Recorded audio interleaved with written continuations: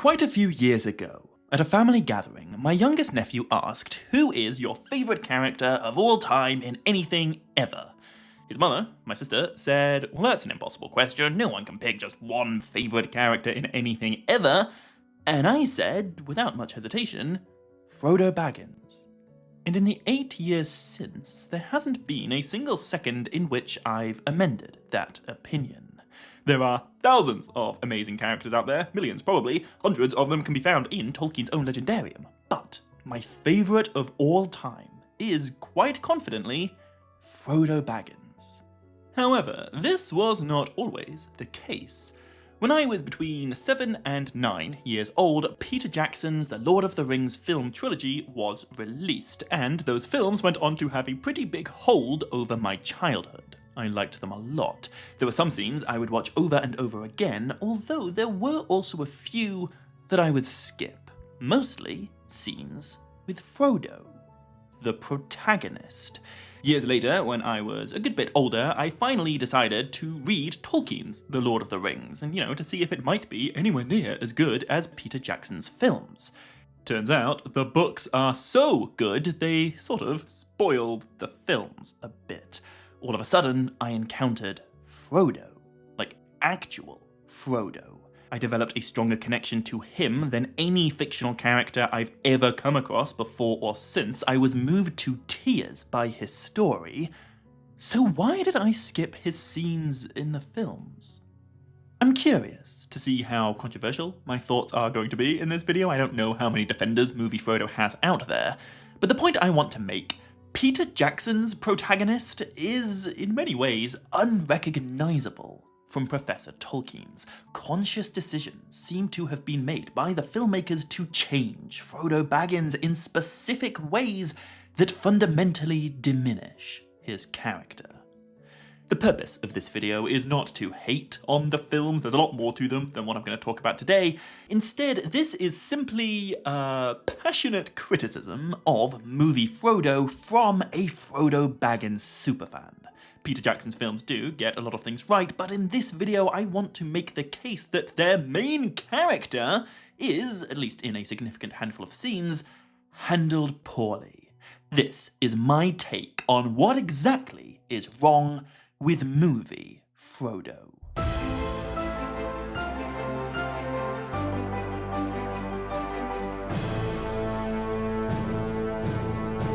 Maya, Govan and Melanine, and welcome back, finally, after years, to another Lord of the Rings books versus movies video.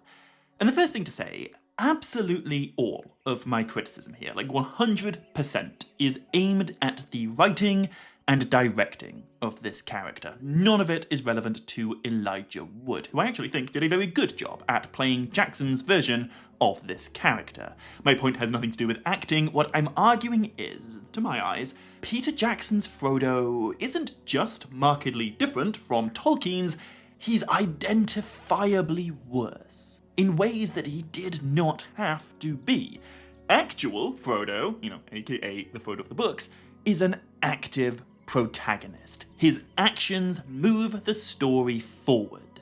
Far too often, Movie-Frodo is the opposite. He's passive. He doesn't do things, things are done to him. The story happens around him, not because of him. This is the crux of almost all my criticism. Obviously, it isn't true for all of Frodo's scenes, some are a lot better than others, but as I go through a few examples, ask yourselves, would this moment be any different if Movie-Frodo were replaced with an inanimate object? A suitcase, for example, that just happens to have the one ring inside it. Certainly, there are plenty of examples where the answer is yes, things would be different, but also there are more than enough where it is no. The main character might as well be a bloody suitcase. I don't want this video to get too negative. I have strong feelings about Frodo, but I shouldn't imply his portrayal in the films is, like, totally terrible or without any redeeming features, so I will sprinkle among my criticism a few positive examples of where I think the films don't get Frodo entirely wrong. And it's actually some of that positive that I'm going to start with. Because, to be honest, for the first hour or so of the Fellowship of the Ring film, I don't really have any Frodo stuff to complain about. As I've explained at length in other videos, Book Frodo is 12 years older than Sam. He is the older, wiser leader. Sam is the younger, parochial, more naive follower. There are very few scenes in Peter Jackson's films where I think this dynamic is present. Throughout most of the movies, Sam is depicted as the older, avuncular guardian for a younger and more inexperienced Frodo. But right at the beginning, there are a handful of moments that I think do reflect a Frodo-Sam relationship that is at least closer to what Tolkien described. In these scenes, Frodo is the one who seems to know what he's doing. He demonstrates he's not a terrible choice to be the ring-bearer, and he is taking a less seasoned Sam under his wing. It's nice. He is fulfilling his role as the master. He's bolstering Sam's spirit, and he's doing so in a way that showcases his gentle wisdom, his empathetic humility, and, at the end of the day, his all-powerful kindness. They do only last a few seconds, but these are, I think, some of the best glimpses we get in Jackson's entire trilogy of something close to Tolkien's Frodo. After this scene, which I do also quite like, there actually is agency here, Movie-Frodo gets out of the Shire pretty quickly, and immediately after crossing the Brandywine, he is in Bree. In the Prancing Pony, among other things, he falls over, which isn't really worth commenting on, except that Frodo falls over a lot in these films, and it's just another reminder that Movie-Frodo is not overwhelmingly competent. It's not like Book Frodo is at his most competent in this scene. He does fall over too, so I can't really be too critical. But next time you watch these films, just try to take note of how many times Frodo fails against gravity. Anyway, the first scene that I really want to sink my teeth into is the confrontation at Weathertop. This is a hugely important moment in both the books and the films, but the difference between the two Frodos is a perfect example, I think, of what this video is all about. So, in the film, the Ringwraiths appear from the dark. They advance on the hobbits. Sam stands up to the devils, defying them, telling them to get back. He is swiftly defeated, but he does take an active stand. Then, Merry and Pippin band together. They don't exactly put up a fight, but they do resist. They do something. They are not entirely useless. And then Frodo, the primary protagonist, he throws himself forward. He strikes at the enemy with his sword, crying aloud, Elbereth Gilthorniel. He gives the Nazgul something to be afraid of. Except, wait a minute, my mistake. No, that's not what happens. That's what happens in the book. In the film, Frodo does the most useless thing imaginable. He drops his sword, he falls over backwards, and he contributes nothing to the scene. In Peter Jackson's version of Weathertop, if Frodo were literally just a suitcase with the ring inside it, Sam would still stand up to the Nazgul and be defeated. Merry and Pippin would still stand their ground before being pushed aside, and Frodo would still lay there uselessly like an inanimate object. The Witch King would still get his hands on the suitcase, he would still reach for the ring, and Aragorn would still show up at the perfect moment to move the story forward. In this sequence, Frodo isn't so much a character, let alone the main character, he is reduced to nothing. I imagine some Movie-Frodo defenders might claim Frodo's patheticness here, perhaps I should say passiveness, is an artistic decision intended to demonstrate the power that the ring has over its bearer. Which is a fair point, but I would argue, A, there are other ways of showing that without reducing the protagonist to a prop. B, when Sam starts bearing the ring in The Return of the King, he doesn't drop his sword and fall over every 5 minutes, quite the opposite, in fact. So there does seem to be some inconsistency in this logic. And C, the ring being sinister and Frodo being passive are completely different things. If the ring is corrupting Frodo and affecting his personality, decisions, and behaviour, surely it would make him more assertive, quicker to act, and less passive. I do get where this argument's coming from, but I just don't think it justifies the conscious decision to remove the main character's agency in this scene. In Tolkien's telling of what happens at Weathertop, we still get to see how terrifying the Nazgul are, and how powerful the One Ring is, and how desperate the situation is, but instead of Frodo being the least impressive character, he is the driving force of the story. He's the most compelling character. Our supporting characters show us what the stakes are, and our protagonist actively grapples with them.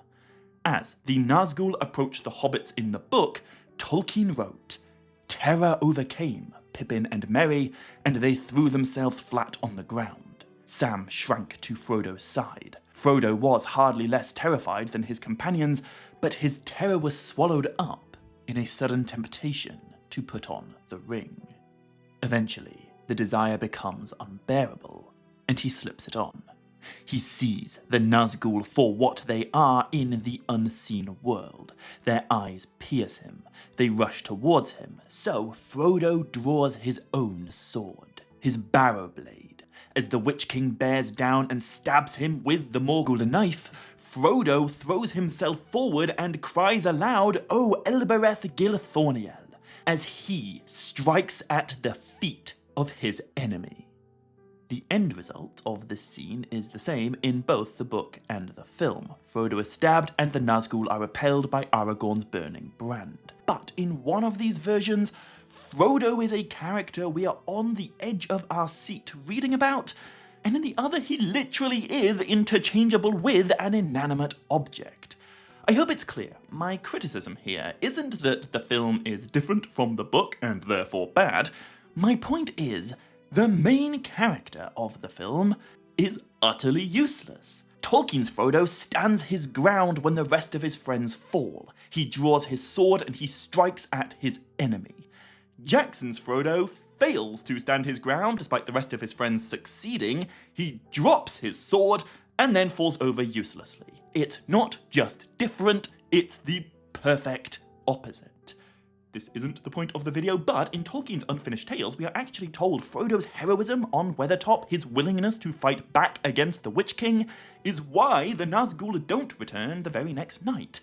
They weren't expecting the ring-bearer to invoke the name of Elbereth and to strike at them with a sword they are all vulnerable to, and so, after Weathertop, they are more cautious. Book Frodo is so badass, he frightens the Nazgul. Anyway, the next film scene I'm going to complain about comes shortly after Weathertop, the flight to the ford. I know a lot of book fans really don't like how in this part of the film Glorfindel's big moment is given to Arwen, which I get, Glorfindel is awesome, but I do also get why this decision was made by the filmmakers. What frustrates me a lot more is how in this scene Frodo's big moment is given to Arwen. In the book, Frodo rides alone on Asfaloth. Glorfindel remains with Aragorn and the other hobbits, and when Frodo crosses the ford of Bruinen, he turns around and he faces the Nine. He draws his sword, and despite the Morgul wound that is slowly destroying him, he tells the Nazgul to go back to Mordor. By Elbereth and Luthien the Fair, they shall have neither the ring nor him. As it goes, when he lifts his sword, the Witch King breaks it with an evil spell. Frodo still feels the poison of the Morgul blade, he slowly succumbs to it, and in both book and film, Frodo is ultimately saved by the magically rising river. But in Tolkien's version before that, he's also a courageous, committed, and compelling character that we enjoy spending time with. In Jackson's version, once again, he is literally an inanimate object. He says nothing. He does nothing. He might as well be a suitcase that Aragorn gave to Arwen for this scene. It's such a shame. It's such a wasted opportunity to present the film's protagonist as a worthy hero instead of a passenger in everyone else's story. However, before moving on to my next cinematic gripe, I will point out there are a couple of Movie-Frodo scenes in Rivendell that I do quite like. So, for the sake of not being overly negative, I will show some love for this conversation between Frodo and Bilbo, where we get a sense of Frodo's melancholy and an acknowledging of the difference between the two hobbits, which is a scene I think Tolkien would appreciate. I also can't find too much fault with Frodo's portrayal in the Council of Elrond scene. The scene is quite different in the book, but that's not necessarily a criticism, and we do see a rare bit of agency when Frodo says, "I will take the ring to Mordor." So, although it would be pretty much impossible to adapt Lord of the Rings without that line, I will nominate this section as one of Frodo's better moments in the films. Anyway, my next scene to criticize is this one. And the first thing to say about this one is that it does not happen in the book, so none of my complaining has anything to do with it being different from Tolkien's version. There is no Tolkien version. And my criticism also has nothing to do with the content of the dialogue. I think this is generally a good scene that deepens characterization and enriches the film's conflict. My only gripe is that the wrong character is delivering the dialogue. In this scene, Frodo falls over again, and in so doing, he loses the ring. Boromir picks it up. Boromir becomes briefly seduced by it, and then, if I were in charge of writing this scene, Frodo would be the one who steps forward and demands Boromir give it back. Frodo should give the hard stare. Frodo should demonstrate how seriously he takes being the ring bearer, and Frodo should set up his conflict with Boromir concerning the ring towards the end of the film. There are 100 reasons why Frodo should be the one speaking here, but instead Peter Jackson decided that Aragorn should make demands of Boromir while Frodo stands silently, stupidly, and uselessly like an inanimate object. This is another scene where everything would go exactly the same if Frodo were a piece of luggage that the ring had fallen out of, instead of the protagonist we're supposed to be rooting for. I really like that shot of Aragorn relaxing his grip on the sword after Boromir gives the ring back. I think that's excellent visual storytelling. But I think the rest of the scene should demonstrate Frodo's agency in reclaiming his burden, his complex relationship with Boromir, which is going to be very important later in the film, and it should demonstrate that yes, Frodo is the right choice to be the ring bearer. Instead, this scene once again treats Frodo as the most incompetent member of the Fellowship. He can't even walk uphill. Everyone else can. He makes no effort to do the one thing he's supposed to be doing. He doesn't utter a single word at all, and he embodies the most literal definition of the word passive. And speaking of Frodo being passive, let's move on to Moria. However, for the sake of keeping things fair, I will point out one adaptational change where Frodo actually does demonstrate more agency than he has at the same moment in the book. And although this doesn't really assuage any of my criticism, it is a nice change of pace from what we're getting used to. In the book, Merry is the hobbit who gives Gandalf the clue he needs to figure out the password for the doors of Durin, but in the film they had Frodo figure it out, which I guess is quite nice. What's less nice, however, in my opinion, is the way Frodo's portrayed in the Chamber of Mazabul. In the film, this is the Fellowship's first action sequence. Every member gets a cool moment to show off their individual skills and to prove that they're each worthy members of the team. Except for one. Sam establishes courage and ingenuity. Boromir demonstrates duty and valor. Legolas embodies superhuman agility. Merry and Pippin show loyalty to their friends. But Frodo, he hides behind a pillar. And he can't even do that right. While Sam is bonking goblins with a frying pan, what does Frodo do? Well, he drops his sword and falls over. Backwards. Again.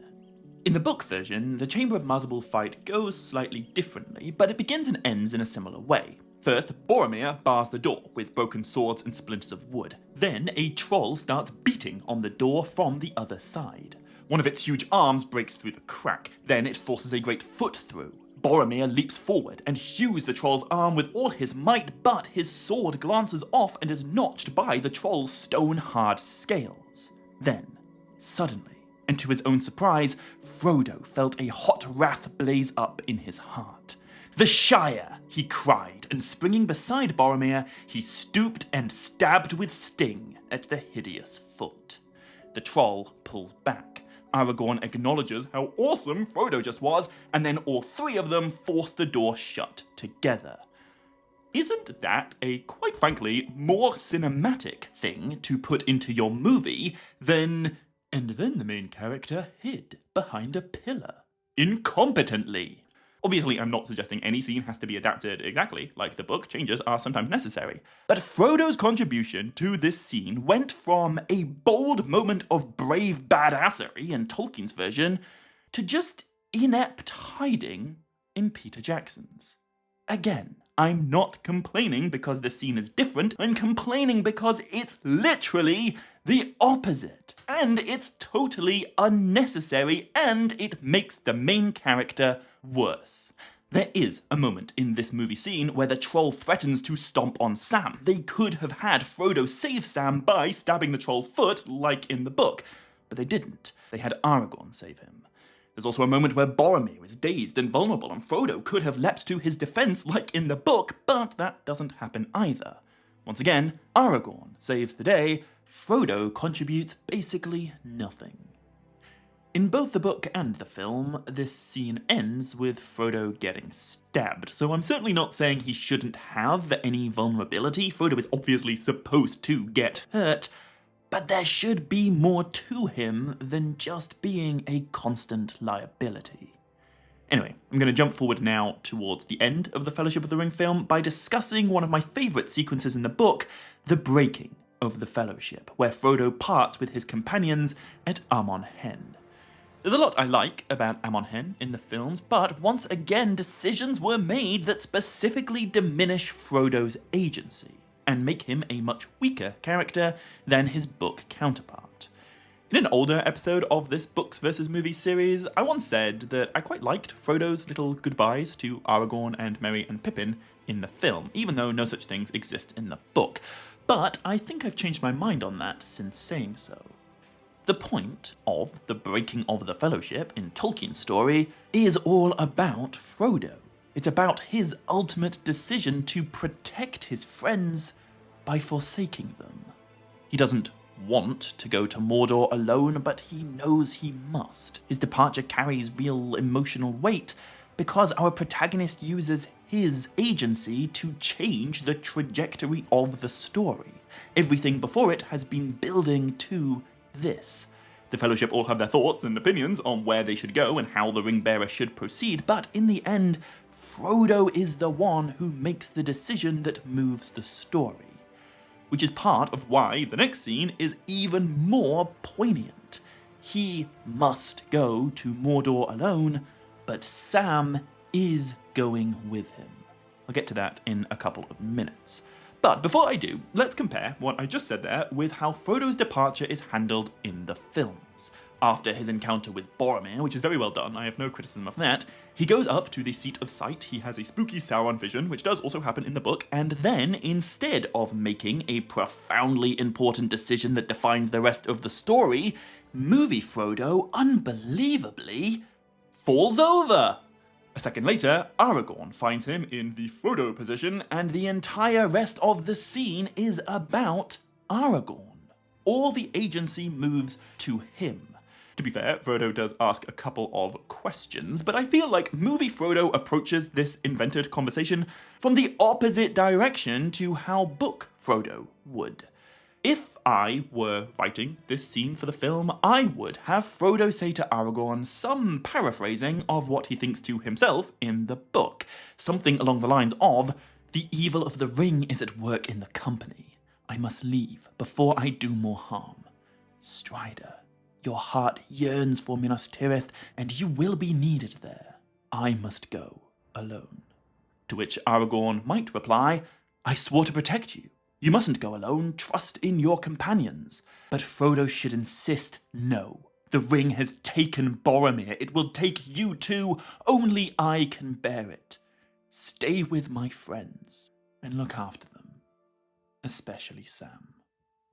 Frodo could then back away. Aragorn could be conflicted over what he ought to do, and then The orcs attack. Frodo decides to take this opportunity to make his escape, while Aragorn decides to protect the ring-bearer one last time by staying behind and fighting the orcs. I'm certainly not saying that's the only way to adapt this moment, or even that that's a particularly clever way to adapt it, but I definitely think that is more compelling than what actually happens in the film. What we get instead, Frodo says to Aragorn, "Would you destroy it?" And then he basically offers him the ring. A real dick move, considering he just saw what it did to Boromir. Like, what would Movie-Frodo have done if Aragorn hadn't rejected it? You know, if he'd just taken it. Does Frodo have a plan for that? Once again, terrible ring-bearing. And also, isn't it, like, just super irresponsible to tempt Aragorn like that with Isildur's Bane, considering the whole point of this scene should be Frodo's decision to spare his friends from the evils of the ring? Crazy. Anyway, the scene then becomes about Aragorn's big moment. He faces a test he never faces in the book. He passes it super easily, honestly, with little to no inconvenience, and he makes the decision to distance himself from Frodo and the ring. He rejects it. He notices Sting glowing blue, and then he tells Frodo to go. And then Frodo stands there, uselessly, like a hesitant little child, while Aragorn tells him again, "Go on!" And then Frodo still hesitates until Aragorn tells him a third time, "Run!" Isn't it bizarre how topsy-turvy this scene is from how I think it should be? I think Frodo should be the one walking away from Aragorn and telling him to stay. What we get is Aragorn pushing Frodo away and telling him to go. This is a baffling way to write your protagonist at the climax of your film. And then, in his next scene, we see something very similar. First, Movie-Frodo falls over, then he hides behind a tree and notices Merry and Pippin. Once again, we get an excellent opportunity for Frodo to show some agency, to demonstrate the personal courage that should sit at the heart of his characterization. What we get instead, Frodo sits uselessly and silently while Merry and Pippin make the decisions that move the story forward. It's certainly not a bad thing to have Merry and Pippin actively leading the Uruk-hai away. Giving them more agency, I think, is a good thing, but I just find it such a shame that time after time after time, Frodo's characterization gets trampled for the benefit of some other characters. I'm aware that what I'm talking about here is quite a niche complaint, and a lot of people aren't going to care about a few seconds of Frodo in a scene where Aragorn and Boromir and everyone else are so epic. But I really do think the way that Frodo is written here shines a light on the wider problem that I'm getting at. Peter Jackson does a very good job at making sure the other characters get active, memorable moments, but far too often he achieves this by making the main character indecisive, incompetent, and passive. I don't want to sound like a broken record, but once again, my point isn't that Frodo is different in the film. That is not necessarily a problem. It's that he's the perfect opposite of the character that Tolkien wrote.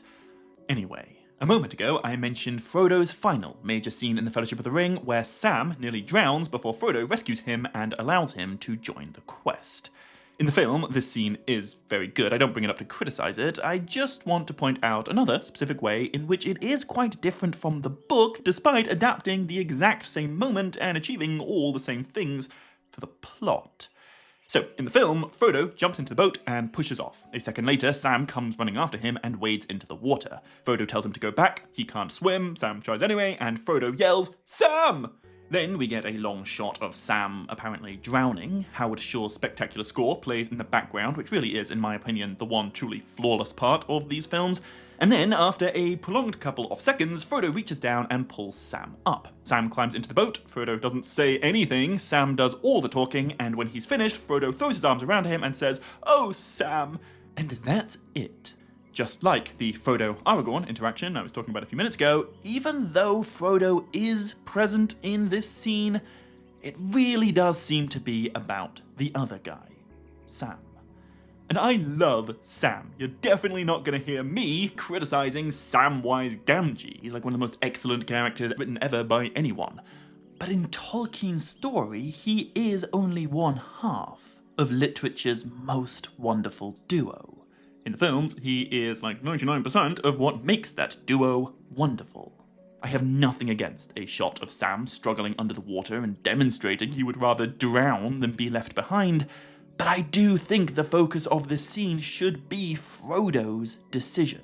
He knows he can't turn back. He knows he's headed into certain peril. He knows he must protect his friends, but he isn't going to let Sam drown. In the book, an older, wiser Frodo extends his hand to a younger, less experienced Sam and returns him safely to the shore. Then, Frodo, the wise, caring, and compassionate, makes an impassioned case why Sam can't come with him. It would be the death of him to go to Mordor, and Frodo can't bear that. But then Sam, the sweet, loyal, and innocent, also makes an impassioned case for why he has to come, which ends with, "I'm coming too, or neither of us isn't going. I'll knock holes in all the boats first." Which, from a perspective of achieving the quest and destroying the ring, is insane. And Frodo knows it. In this desperate place, at this dark moment, the earnestness of Sam actually makes Frodo laugh. "Well, leave one," he says. "We'll need it." A warmth of gladness touches Frodo's heart and he makes his decision. They are meant to go together.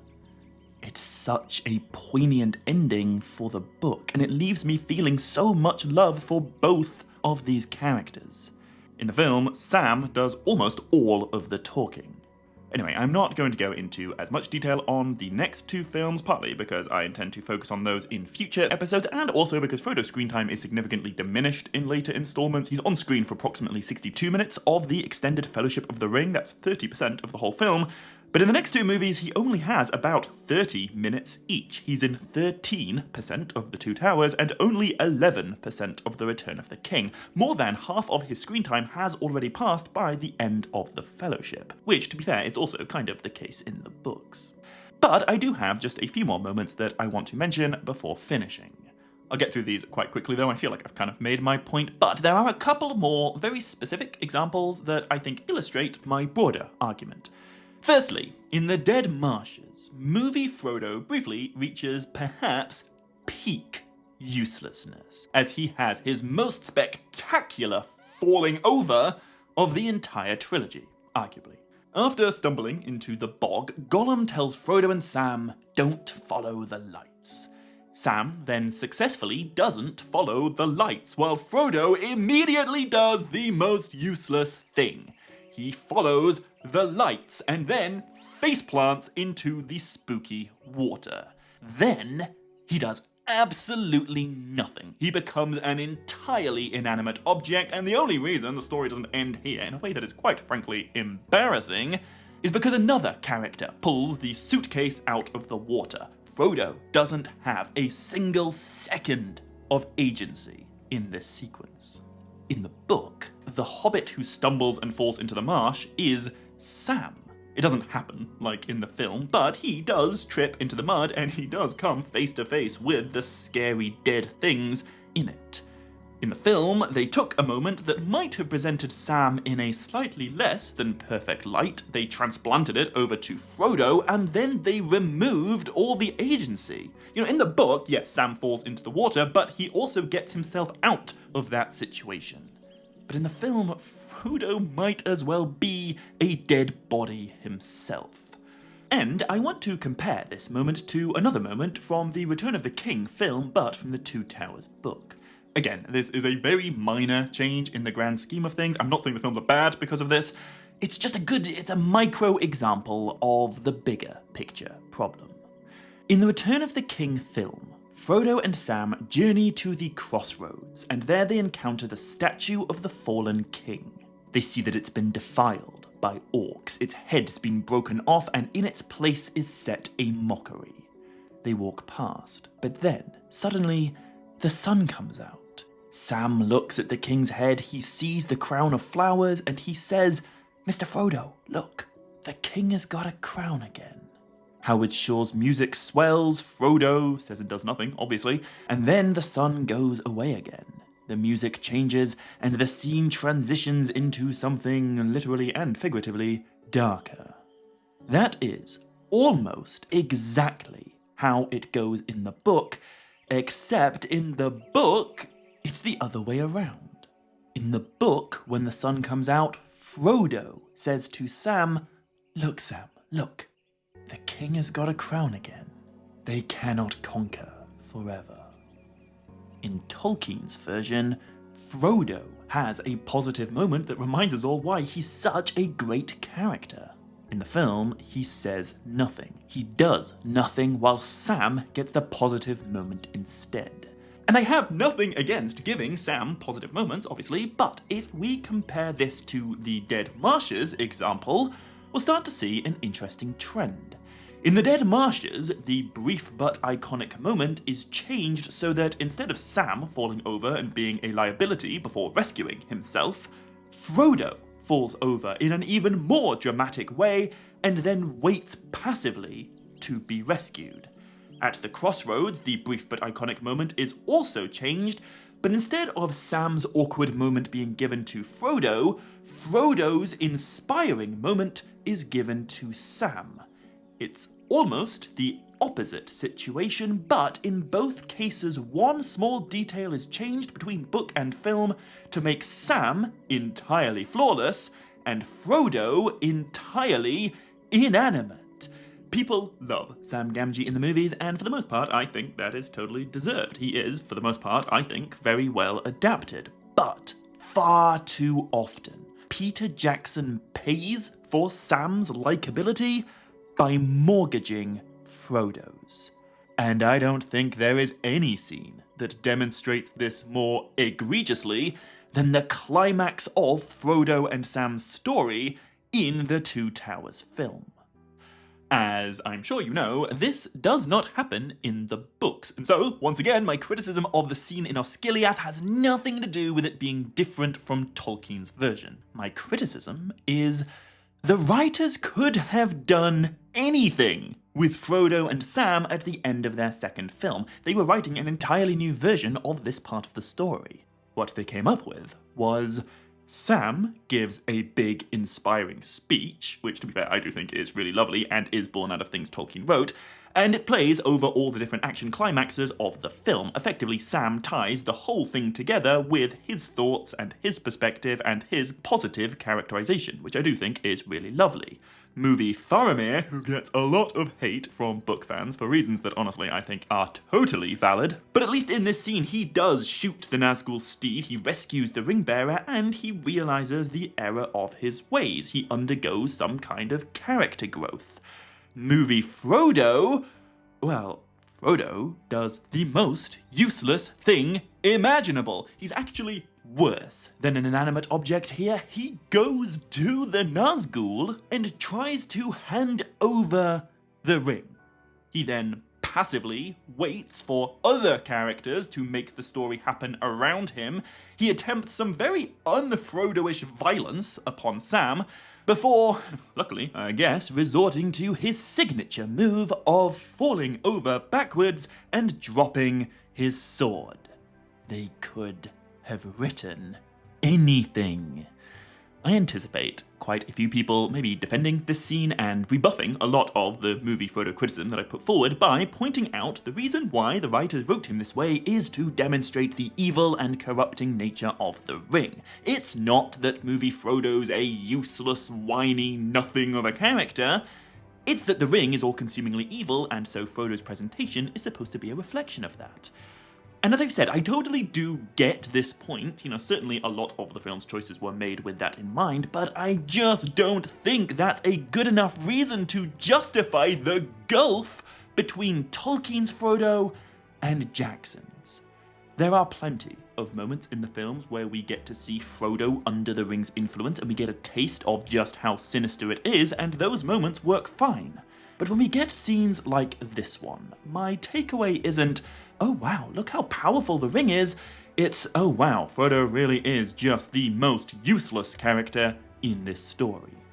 Obviously, the One Ring is an important part of The Lord of the Rings, but it is just an inanimate object. People like to call it a character, but I think that's a stretch. Certainly in the book, it is an evil item. I know in the film they give it a little bit more agency, but that's kind of the point I'm making. I wholeheartedly reject the conclusion that it makes sense to turn the main character into an inanimate object for the sake of giving characterization to an inanimate object. This isn't me being overly critical, right? Like, that is a bizarre creative decision. And I just don't buy this idea that adapting Frodo the way they did was some kind of necessary choice that improves the story. I strongly believe the opposite. And I will use one of the climactic moments of the entire story as my final example for why. In the last book, at the crack of doom, inspiring, unbreakable, indomitable Frodo ultimately fails to destroy the ring.